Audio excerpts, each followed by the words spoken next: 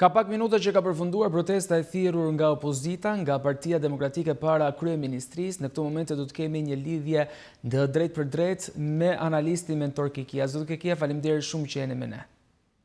Mirëmbrëma, përshëndetje. Si e pat ju mesazhin politik të kësaj proteste e para për këtë vit nga Partia Demokratike? Është e njëjta skem siç është vazhduar normalisht edhe gjatë vitit kaluar, një tribun modeste ku më shumë se sa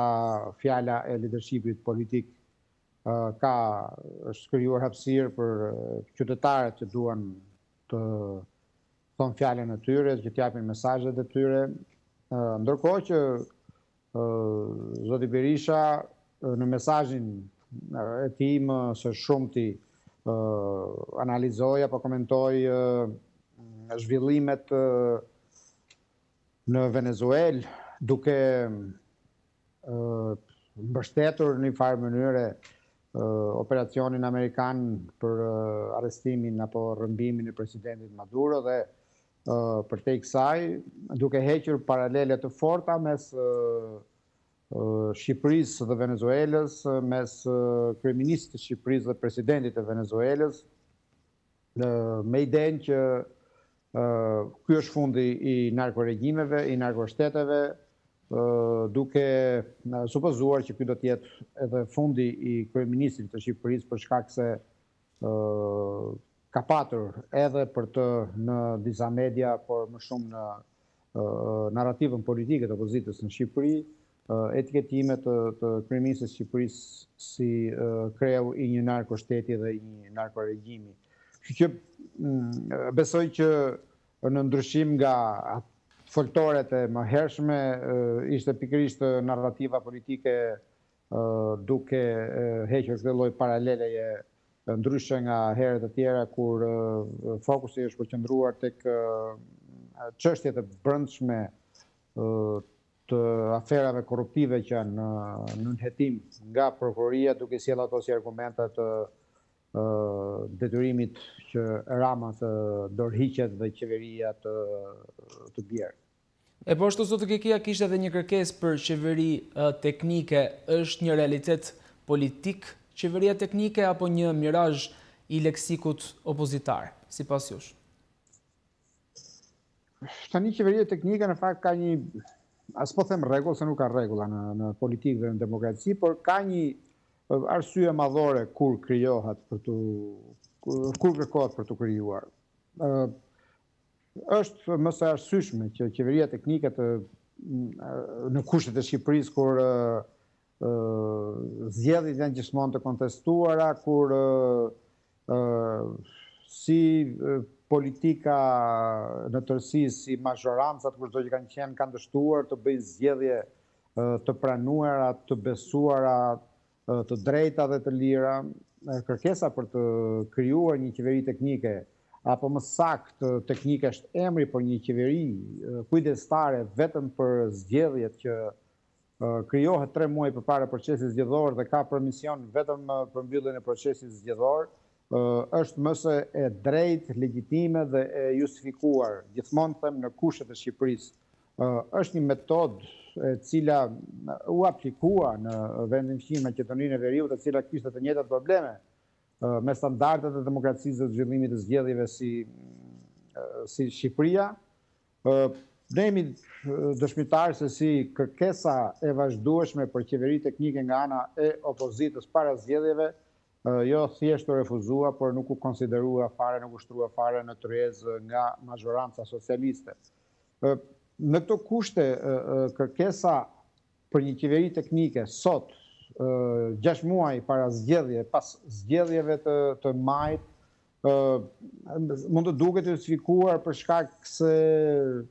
historia, korrupsioni, çështjet, akuzat, të arrestuar, të kërkuar, të hetuar, por në fund duket të pa justifikuar për shkakun se përse tani, domethënë mund të kërkohen zgjedhje të parakohshme, nëse realisht opozita arrin ta imponoj këtë përmes forcës, jo tashmë të kartonave të cilën nuk e ka në parlament, por forcës së rrugës, në kuptimin e keq të fjalës, forcës së presionit qytetar, të cilët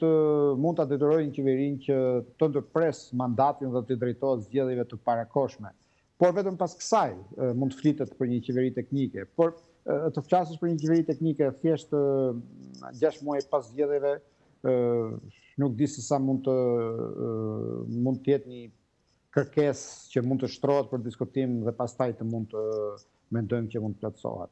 A shikoni një shpërqendrim të aksionit opozitar? Shpeshherë dhe zoti Berisha thotë që do të ketë protesta deri në regjimin, deri në rrëzimin e qeverisë, më pas thotë që do të ketë grevurie, ndërsa duke se përfundon në këto kuvende popullore që edhe nga brenda eksponentëve të Partisë Demokratike cilësohen shpeshherë dhe si shëtitje. Ju si shikoni këto lëvizje, këto dinamika? Partia Demokratike në një farë mënyrë i është dorëzuar votës, përderisa ka pranuar publikisht në shumë raste, shumë herë, që me Rama nuk ka zgjedhje sepse ai ka ngjizur pushtetin me krimin, shtetin me krimin, partinë me shtetin, partinë me pushtetin dhe gjithçka është vënë në shërbim të zgjedhjeve të votës së Partisë Socialiste dhe raportet si të brendshme dhe ndërkombëtare për zgjedhjet e 11 majit deri diku e justifikonin në këtë lloj qëndrimi. Pra Partia Demokratike nuk pret që Partia Socialiste të bjerë me votë nga pushteti. Atëherë, në këto kushte mbetet presioni për ta detyruar që të ndryshojnë rregullat e lojës, për të ngritur një qeveri teknike, për të hartuar një kod të ri zgjedhor që të vendos rregulla të barabarta loje, për të zbutur kontrollin dhe ndikimin e qeverisë e partisë në pushtet mbi procesin zgjedhor, por që kjo të ndodhë nuk ka shumë alternativa, ka vetëm një. Fuqia e protestës për të shërbyer si mjet presioni. Ne kemi një situatë, le të themi, edhe absurde edhe kaotike sot në kampin opozitar. Kemi së paku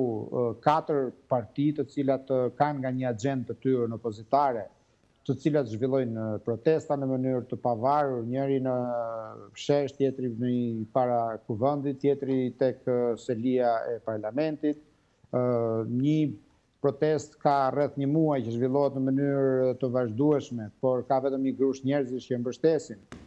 Partia Demokratike organizon këto foltoret e përjafshme, ku mblidhen një grush njerëzish dhe në të rrallë organizon një protestë kombëtare për të dëshmuar që forca e saj, mbështetja e saj tek njerëzit nuk është ajo e të hënave në mbrëmje. Partia Mundësia organizoi një tubim tjetër, partia Lëvizja Bashk drejtuar nga Lind Qorri një protestë tjetër. Të gjitha këto energji opozitariste nuk janë përbashkuar asnjëherë deri më sot për të kuptuar se sa dhe si mund të jetë forca e përbashkët të gjitha, jo thjesht partive opozitariste, por e qytetarëve opozitar. Ka patur përpjekje për të koordinuar këto lëvizje me mesazhe të hedhura tek tuk nga tribunat e fjalimeve apo nga rrjetet sociale, por sërish nuk ka ndodhur asgjë. Ka tashmë një iniciativë të Partisë Demokratike për të organizuar një kuvend opozitar me shpresën që do të unifikojë këtë energji opozitariste, por nuk dihet se sa do të përgjigjen pozitivisht këto parti të cilat saq kanë dasi me njëra tjetrën për arsye ideologjike apo të marrëdhënieve personale të leadershipit, po aq janë edhe përjashtuese të një bashkëpunimi me Partinë Demokratike. Kështu që në këto kushte e shikoj kaotike situatën, por thash edhe absurde, sepse në kushtet kur në realitet ka histori, aferash të cilat do të mjaftonin për të nxjerrë në rrugë njerëzit në çdo vend. Në Shqipëri tashmë ne dim që reagimi qytetar është fare modest dhe ai përgjigjet në mënyrë shumë të vakët ftesave të partive politike, dhe sërish këtu pastaj mbetet të përgjigje pyetje që pse nuk protestojnë shqiptarët, çfarë kanë, nuk janë ata të ndjeshëm ndaj korrupsionit, apo partitë që i ftojnë nuk janë mjaftueshëm bindse për t'i frymzuar ata që të dalin në rrugë dhe të bashkohen atyre. Qartë, zoti Kekia, po ashtu ju e thatë që ka protesta të shumta që bëhen nga fronti opozitar me partit që janë në këtë front si Partia Mundësia, Lëvizja dhe Partia Shqipëria bëhet, por nuk ka një unifikim, një bashkim të tyre. Pse nuk ndodh kjo? Për shkak se në krye të Partisë Demokratike është zoti Berisha, i cili është deklaruar edhe nga liderët e këtyre forcave politike që nuk bashkëpunojnë me këta, apo ka diçka tjetër, një lloj arsye tjetër që nuk mund të ketë një formësim të kësaj bashkësie? Besoj që ka disa arsye, nuk mund të jetë një arsye vetme. Kjo që ju thatë padyshim që është thelbësore, pasi edhe në zgjedhjet e 11 majit Partia e Reja e përjashtuar mundësinë e bashkëpunimit me Partinë Demokratike pikërisht për shkak të zotit Berisha, sepse si Partia e Reja ato pretendojnë që përfaqësojnë një tjetër epokë dhe janë të mendimit që për demokracinë shqiptare janë njësoj të dënshëm si Rama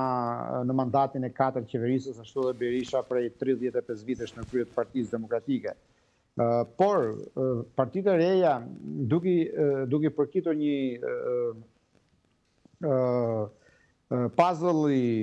të larmishëm qasjesh politike, ka aty të majta,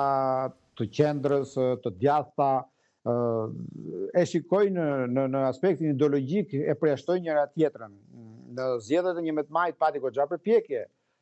të aktorëve të ndryshëm për t'i përbashkuar këto parti, por për shkak të këtyre dasive ato përjashtuan mundësinë e bashkëpunimit. Por ka dhe një arsye tjetër që është pasaj tipike shqiptare, që është kryenësia, apo le të themi fotolloku politik. Në 11 maj, ato mendonin që tashmë Rama nuk ka asnjë shans që të marrë një mandat të 4, sepse në fund s'kishte ndodhur asnjëherë, dhe ndërkohë Berishën nuk po e preferonin as votuesit shqiptar, por as aleatët dhe partnerët ndërkombëtar. Dhe kështu mendonin që kishte ardhur koha e tyre. Por realiteti tregoi krejt të kundërtën. Në këto kushte besoj që partitë e reja do duhet të kishin kuptuar rëndësinë e partneritetit dhe të bashkëpunimit, duke mbështetur një kauz të vetme të përbashkët, duke lënë mënjanë këto dasi ideologjike për t'ia lënë këto një momenti të dytë që janë zgjedhjet, por më herët të bashkoheshin për të reformuar sistemin zgjedhor, për të vënë ca rregulla të reja në fushën e lojës, për të garantuar një garë të barabartë. Do t'ishte besoj një zgjidhje e duhur, por me ç'po duket nuk ka asnjë shans apo nuk ka ende asnjë sinjal që këto parti të bëhen bashkë për të bashkuar jo thjesht energjitë të tyre, por për të qenë një zë i përbashkët për ta ftuar popullin, për të ftuar njerëzit të dalin në protestë. Dhe nëse kjo nuk do ndodh, besoj që partitë do duhet të rishikojnë edhe qëndrimet e tyre pastaj në kampin opozitar. Jo vetëm një opozitë e përçarë, por duket se kemi dhe një parti demokratike të përçarë me lëvizjen e ashtu quajtur Saljani. Sa e dëmton kjo Partinë Demokratike, por edhe gjithë narracioni që ka përdorur zoti Berisha së fundmit, paktën në fundin e 2025-s, ku tha që zoti Saljani është vetë përjashtuar nga partia. Tani, kur një parti është në opozitë aq më shumë Partia Demokratike, me atë rezultat që mori në zgjedhjet e majit, çdo qytetar, çdo antar, çdo votë përjashtuar është një humbje, padyshim. Dhe nuk ka luksin një parti në opozitë që të përjashtojë qoftë edhe një figurë politike, siç është edhe Saljani, një ish-deputet, goxha aktiv. Ajo që ndodhi me Saljanin besoj që ka nevojë të qartësohet, edhe pse unë mendoj që historia tashmë ka përfunduar. Saljani nuk do të jetë pjesë e forumeve drejtuese të Partisë Demokratike, por zoti Berisha do duhet kishte qartësuar së pari leadershipin e Partisë Demokratike, por edhe anëtarët e Partisë Demokratike mbi vërtetësinë e akuzave të tij për bashkëpunimin e Saljanit dhe të mbështetësve të tij me grupet kriminale në Elbasan për të mundësuar një takim në këtë qytet, apo me grupet kriminale në Shkodër për të mundësuar dhe atje një takim. Dhe kjo jo për t'i bërë gjyqin publik Saljanit, por për të mos krijuar atë shijen e hidhur të përhershme në politikën shqiptare, që kushdo që ngre krye, kushdo që pretendon të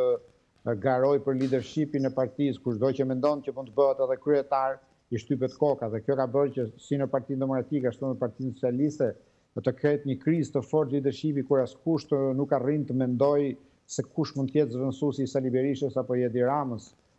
sepse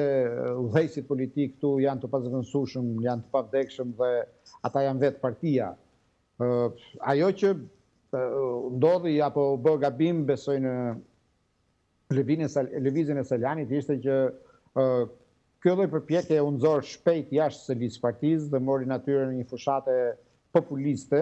gjë e cila prodhoi këtë realitet. Saljani mund të kishte qëndruar brenda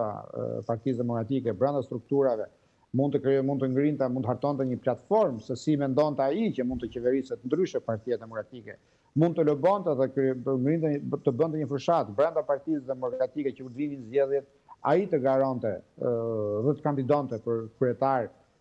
brenda Partisë Demokratike. Ka shumë njerëz që mendojnë që Sali Berisha do duhej ta kishte lënë tashmë karrigen e kryetarit dhe të mos diktoj më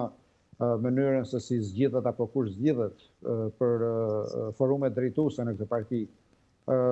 Por me sa duket pati një lloj euforie dhe Saljani mendoi që mund t'ia dilte duke krijuar një pol politik brenda Partisë Demokratike përmes dëshmisë mbështetësve që ai kishte në mesin e demokratëve. Por mendoj që kjo histori mbyllet, Saljani s'do ketë asnjë lloj roli, mund të heqë ca vota nga Partia Demokratike, por vetë nuk do të ketë asnjë lloj tartëmie në këtë rrugë, pasi nëse do bëj më shumë të që mund bëj, është krijoj një partizë tjetër nga ato të shumtat që janë krijuar me të qefimbeturit apo me të dëbuarit apo me të përjashtuarit nga Partia Demokratike, por që në fund kanë rezultuar që s'kanë marrë asnjë grusht votash dhe janë të shndrohen në faktor politik. Po s'pak çfarë roli po luan ndaj politikës, jo vetëm ndaj mazhorancës, por së fundmi ditën e sotme, teksa kishte detyrimin për të paraqitur në këtë strukturë, zoti Berisha njoftoi në daljet e tij për media se i ushtuar edhe një akuzë tjetër. Spaku është në funksionin e vet, është në detyrën e vet. Unë mendoj që sa më pak ta komentojmë, aq më mirë do ishte për vetë Spakun, do ishte për vetë shëndetin e demokracisë dhe shoqërisë tonë, pasi po shpenzojmë shumë kohë duke u marrë me çdo rresht dosjeje, me çdo supozim, me çdo hamendësim se çfarë do ndodhi një janar, çfarë do ndodhi në shkurt, çfarë pritet, kur pritet, kush do arrestohet, kush do akuzohet. Berisha është një pandevër tashmë, është një proces gjyqësor dhe rëndom ndodh në shumë çështje që rrugës mund t'i bashkohen të tjera fakte, dhe nëse prokuroria ka argumenta për akuzat e reja, unë lexova një interpretim që kishte bërë avokati që quante Qesharaka, që thoshte kjo nuk qëndron. Dhe nëse është kështu, është gjykata ajo që e vendos nëse akuza bie apo qëndron. Dhe mendoj që Spaku thjesht ka nevojë, në mos për komente, ka nevojë për ta mbështetur, sepse është një fazë kur opozita është duke shtrënguar dhëmbët për të mos e sulmuar, për shkak se i duhet për arsye politike, pasi Spaku është sot në sulmin e qeverisë, konkretisht të kryeministit Rama, dhe opozitës për një lloj kundërpeshe politike i duhet të mbajë një tjetër qëndrim, por mos harrojmë që deri para 3-4 javësh ishte duke bërë edhe vetë zoti Berisha dhe elementet tjerë të opozitës të njëjtën gjë. Kështu që Spaku mendoj që duhet lënë të vazhdoj detyrën, ka nevojë për mbështetje, jo thjesht për mbështetje morale, sepse këtu nuk jemi në një stadium ku është duke u ndeshur spakun me politikën dhe ne të tjerët bëjmë tifozllik dhe zgjedhim të ndajmë se me kë jemi, ca janë me opozitën, ca janë me majorancën dhe ca janë me spakun apo ca janë kundër gjithëve. Spaku nuk pret as tapetin e kuq dhe as tufat me lule që t'i hedhin kur të ecë në rrugë prokurori. Spaku thjesht duhet mbrojtur nga mekanizmat ligjor që mund t'i heqin mjetet nga duart me të cilët ata ushtrojnë funksionin e tyre si prokurorët dhe si gjykatës. Me fillimin e vitit të ri, zoti Kekia rikthehet edhe kuvendi me 2 nga komisionet më të rëndësishme të saj, siç është edhe reforma territoriale dhe ajo zgjedhore juaj e cekët edhe pak më herët, por janë 2 komisione që opozita, më konkretisht Partia Demokratike, ka thënë që do t'i bojkotoj. Sa e rëndësishme është që të vijohet me këto komisione? Çështja e reformës zgjedhore dhe çështja e reformës territoriale përse janë 2 nga çështjet më të rëndësishme të kësaj legjislature. Reforma zgjedhore është ndruar tashmë në një histori qesharake, sepse sa herë mbyllen zgjedhjet, palët përbetohen që do të hartojnë një ligj të ri zgjedhor, tërhiqen zvarr, zihen, bojkotojnë, akuzojnë njëra tjetrën dhe pas 4 vitesh kujtohet që s'kanë bërë asgjë dhe përpiqen që në momentet e fundit të afateve kushtetuese të bëjnë ndonjë riparim, në korrigjim që në fund të rezulton pas një lloj efekti. Dhe pastaj sërish akuzojnë njëra tjetrën që ky nuk donte dhe ky nuk ishte i pranishëm në mbledhje kështu me radhë. Ligji zgjedhor është shtylla vertebrale e sistemit politik. Dhe Shqipëria ka nevojë për një ligj të paktën të rezistojë 2 procese zgjedhore radhës, sepse ne bëjmë si kur bëjmë reformë zgjedhore në çdo palë zgjedhje. Dhe asnjëherë nuk e bëjmë të reformën zgjedhore, sepse asnjëherë nuk e marrim seriozisht, sepse asnjëherë kryesisht partia në pushtet nuk merr përsipër përgjegjësinë që ka për të garantuar një proces zgjedhor të drejtë, por edhe sepse të dyja palët e mëdha, PS dhe PD, gjithmonë kanë qenë të prirura që tek ligji zgjedhor në vend të një ligji që të garantoj barazinë e votës, të garantoj një garë reale mes partive, pavarësisht nëse partia e madhe apo partia e vogël, përpiqen për të siguruar apo për të prodhuar një ligj që të maksimalizoj votën e tyre. Dhe kjo ka bërë që asnjëherë të mos bëjmë ligjin e duhur, asnjëherë të mos bëjmë gjën e duhur. Dhe gjithmonë bëjmë zgjedhje të cilat nuk pranohen nga humbusi dhe pastaj gjithmonë bëjmë zgjedhje të cilat janë problematike. Gjithmonë bëjmë zgjedhje që tek e fundit na duhen javë për të menaxhuar, për të zgjedhur rezultatin. Nuk arrim dot as standardin e Kosovës. Në Kosovë u shpallën zgjedhjet e parakohshme, 2 javë fushat, u bën zgjedhjet të dielën, pas 4 orësh doli rezultati dhe të nesmen u mbyll historia. Prandaj është vërtet e turpshme për një vend që është që ka hapur negociatat me Bashkimin Evropian që të jetë në këto kushte. Dhe ligji zgjedhor është një përgjegjës i madh për këtë gjë. Të bojkotosh Komisionin për reformën zgjedhore, siç me gjas ka vendosur Partia Demokratike, mendoj që është një gabim i madh, nuk e di arsyet që e kanë shtyrë deri këtu, por është një gabim i madh sepse ka ndodhur edhe më herët kur majoranca, kur opozita i bregtisi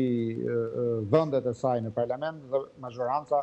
i hartoi ligjet sipas interesit e vet. Ligji për reformën territoriale është absolutisht më i rëndësishmi i gjithë dekadës, sepse reforma territoriale nuk është thjesht një vizatim harte ku do i bashkojmë Kavajen apo Rrogozhinën apo Roskovecin apo Prenjasin. Harta territoriale vendos për shërbimin ndaj qytetarëve. Në vend të një harte territoriale që të garantojë një qeverisje sa më të mirë për qytetarët, në kushtet kur opozita e kohës e bregtisi dhe Partia Socialiste e miratoje vetme u shndrua në një hartë elektorale politike ku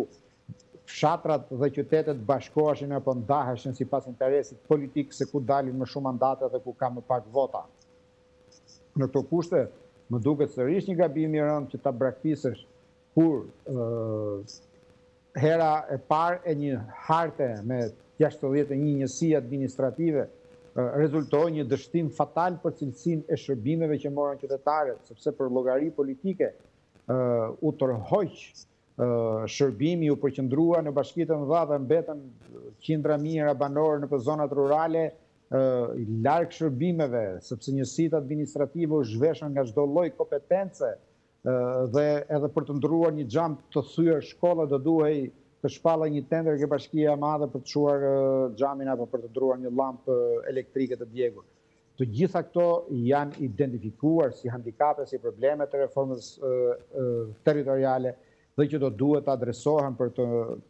miratuar një tjetër sistem administrativ që do të sigurojë shërbimin për qytetarët, dhe nëse opozita do ta braktisë sërish, mendoj që do ta çojë majorancën në lirinë e saj të plot për të miratuar një tjetër ndarje administrative me efekt elektoral dhe politik dhe jo me efekt shërbimi ndaj qytetarit. Qartë, zoti Kekia, faleminderit shumë që ishit me ne. Faleminderit juve.